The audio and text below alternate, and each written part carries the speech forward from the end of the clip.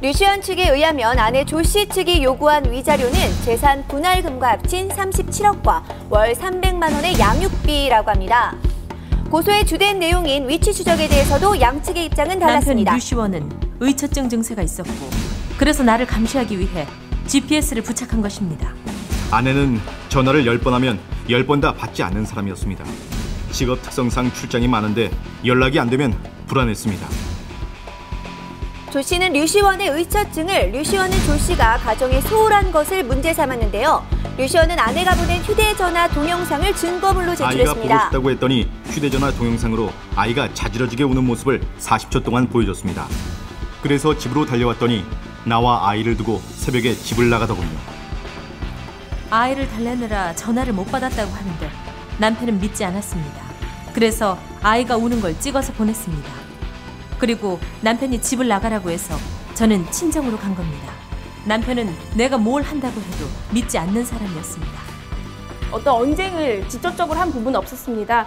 다만 이 조 씨의 그 신문 과정에서 류시원 씨의 변호인 측이 강하게 압박을 하면서 이번 그 이혼에 대한 귀책 사유가 조 씨에게 있는 것이 아니냐라고 추궁을 했습니다. 조 씨 측은 이에 대해 강하게 반발했습니다. 제가 산후조리원에 있을 당시 남편의 외도가 있었고 심지어 집으로 그 여자를 불러들였습니다. 이 사실을 본인도 인정했습니다. 아내는 내 휴대전화에 있는 친한 동료들과의 투샷 사진을 보고 그 모든 여자와 외도를 했다고 생각했습니다. 아내는 나 몰래 내가 통화하거나 대화하는 내용을 100여 차례나 녹음해왔습니다. 오히려 아내가 자주 늦은 시간에 외출을 했고 한 번 외출을 하면 남자 명함을 여러 개씩 받아오니 걱정이 됐습니다. 양측의 날선 공방이 계속되는 가운데 재판은 4시간 가까이 진행됐습니다. 판사는 합의에 대한 의사를 물었는데요. 합의 가능성은 0.01%도 없습니다. 솔직히 말하면 이제 연예계에 미련 없습니다. 앞으로 딸을 위해서라면 무엇이든지 할 겁니다. 검사는 피고인 류시원에게 징역 8개월을 구형했습니다. 한치도 물러서지 않는 양측의 날선 공방전은 결국 부부간의 낯뜨거운 사생활을 폭로하는 상황으로까지 가게 되는 상황입니다. 공판이 끝나고 나온 두 사람 모두 많이 지친 모습이었는데요. 뭐 하고 싶은 얘기를 100% 다 하진 못했지만 예, 그래도 제 소신껏 성실하게 임했고요.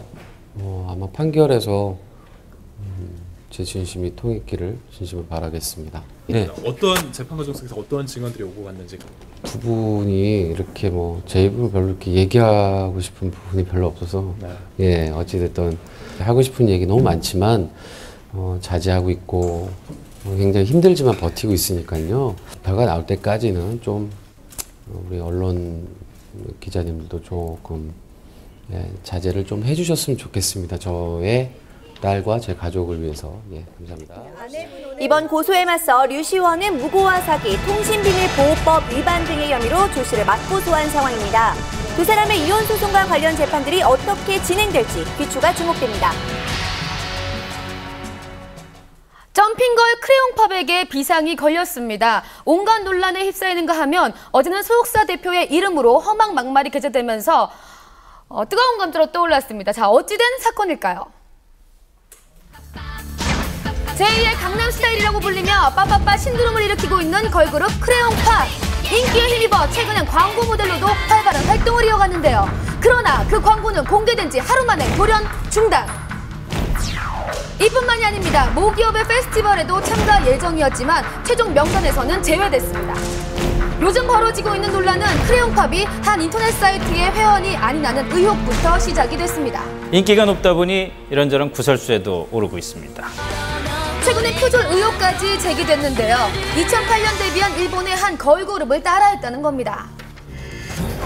논란에 더해 크레용팝 소속사 대표의 것으로 추정되는 SNS에 글이 올라왔습니다. 문제의 글은 빠르게 퍼져나가며 큰 파문을 일으켰는데요.